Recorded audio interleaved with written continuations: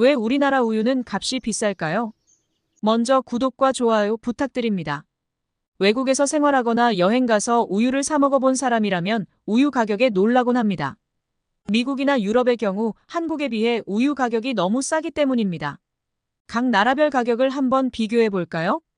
글로벌 프로덕트 프라이스닷컴에 따르면 92개국을 대상으로 1리터당 평균 가격을 조사한 결과 홍콩이 3.12달러로 1위이고 싱가포르가 2.55달러로 4위, 한국이 2.25달러로 6위, 일본이 1.66달러로 32위, 태국이 1.52달러로 41위, 중국이 1.43달러로 51위, 칠레가 0.99달러로 81위, 프랑스가 0.85달러, 포르투갈이 0.65달러, 폴란드가 0.56달러로 나타났습니다. 수치로만 보자면 우리나라 우유는 가장 낮은 튀니지의 0.44달러에 비해 5배가량 높고 미국이나 일본에 비해서도 높습니다. 그럼 우리나라 우유 가격이 다른 나라에 비해 높은 이유는 무엇일까요? 낙농업 규모의 차이 때문이라는 게 대체적인 시각입니다. 낙농 선진국에 비해 대규모 목장을 운영할 여건이 안 된다는 얘기입니다. 해외의 경우 대부분 소를 방목하여 풀을 먹이고 키우지만 우리나라는 여건상 우사해서 가축 사료용 곡물로 주로 키우고 있습니다. 당연히 사료값과 관리 비용 등 생산 원가가 높습니다. 그러나 우리나라 우유 소비량은 매년 감소하고 있습니다. 아무리 생산 단가가 높다고 하더라도 소비량이 줄면 당연히 가격이 내려가야 하는 것이 아닌가요?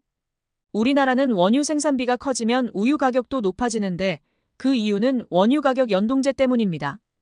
우유 가격은 통상 수요와 공급 원리에 따라 결정되는 시장 가격과는 다르게 원재료 값을 기반으로 가격이 결정됩니다. 이는 낙농가가 안정적으로 소를 기를 수 있게 하기 위한 제도입니다. 반대로 말하면 현행 원유 가격 연동제는 낙농가의 생산비와만 연계되어 소비자들의 우유 소비량이나 물가가 반영되기 어렵습니다. 원유가 남아도 생산비가 비싸진다면 우유는 비싸집니다. 과거로 조금만 돌이켜보면 1리터에 대략 1,500원 정도였습니다. 당시 고급이라는 파스투르 우유는 대략 2,000원 정도, 그런데 최근 팬데믹 시기가 지나자 어느 사이 3,000원으로 대폭 인상되었습니다. 이제는 우유를 음료수처럼 벌컥벌컥 마시기가 부담스러워졌습니다. 너무 가격이 오르자 업계에서는 생우유와 거의 차이가 없는 멸균 우유를 수입하기 시작했습니다. 멸균 우유 수입량은 2014년 275톤 수준에 불과했습니다.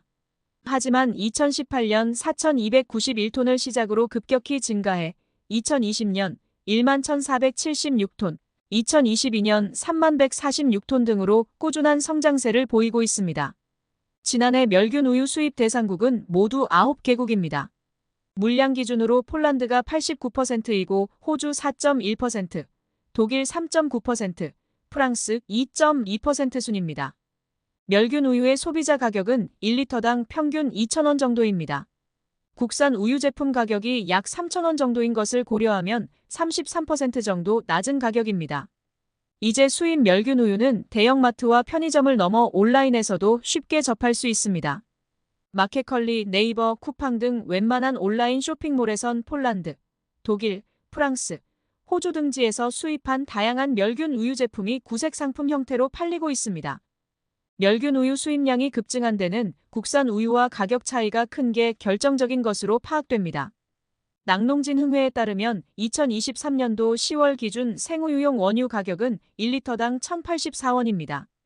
이 같은 원유 가격이 반영된 시중 소비자 가격은 1리터당 2,000원 후반대에서 3,000원 초반대를 형성합니다. 반면 폴란드산 멸균 우유의 1리터당 평균 수입 단가는 0.8달러입니다. 관세 6.7%를 적용한 가격은 1,200원 수준으로 추산됩니다. 통계를 보면 2023년 기준 국내 원유 생산량은 193만 톤으로 수입 멸균 우유 점유비는 2% 남짓입니다. 그런데 왜 낙농 여건이 비슷한 상황인 일본보다 더 비쌀까요? 우리나라는 우유의 원료가 되는 원유가를 정부와 낙농협회가 정하다 보니 비싸게 정해서 그런다고 하는 사람들이 많은데 이 부분은 일본과 한국과 큰 차이가 없습니다. 우유 판매 회사들은 맛이나 생우유, 프리미엄 따위를 강조하면서 판매하고 있습니다. 대체로 비싸도 먹을 사람들이나 먹어라 하는 식입니다. 뉴스에서 유산균이 살아있는 생우유라는 말도 안 되는 마케팅을 하는 이유가 비싸게 팔기 위해서입니다. 업체들이 이러는 이유는 우유를 마시는 우유로만 팔지 치즈 같은 우유 가공품으로 연결하지 못하기 때문입니다.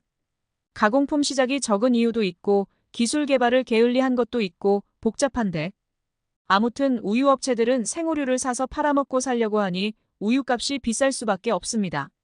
우리나라 사람들이 피자를 많이 먹는데 피자에 쓰이는 치즈는 다 수입산입니다. 유통구조 또한 한 몫을 차지하고 있습니다. 우리나라 우유 유통구조는 낙농업자, 유통업체, 유통채널 순으로 국내 우유 가격은 원유 기본 가격, 인센티브, 제조업체, 제조운송 비용, 이윤, 유통마진 등에 따라 결정됩니다. 우리나라의 유통마진은 34%로 일본의 경우 대규모 업체와 중소업체의 유통마진이 각각 17.7%, 11.4%인 것과 비교하면 2배 이상 높은 상황입니다. 일본의 경우 집유 일원화의 일환으로 2007년 지정원 유생산자단체로 원유 집송 업무를 일원화해 그 비용을 줄였습니다. 국내 우유 유통 경로는 낙농가에서부터 소비자까지 최대 7단계를 거쳐야 하지만 일본의 경우 이러한 집송 업무 일원화에 따라 낙농가에서 집유업체까지 그 유통 단계가 3단계, 유통 판매를 거치더라도 최대 5, 6단계 정도로 국내의 경우보다 유통 단계가 짧습니다. 가격 인상은 결국 소비 축소를 불러올 수밖에 없습니다. 고물가 시대에 가격 인하가 없다면 소비자들은 소비를 줄이거나 해외의 우유를 구매할 수밖에 없습니다. 소비 감소와 가격 인상은 우리나라 우유 산업의 붕괴를 불러올 수도 있습니다. 사실 우유의 소비 감소는 우리나라만의 문제가 아닙니다. 미국의 경우에는 우유 관련 업체의 25%가 망했다고 알려져 있습니다. 낙농가와 우유업계 모두 어렵겠지만 소비자들이 가격 경쟁력을 잃은 우유까지 살 의무는 없습니다.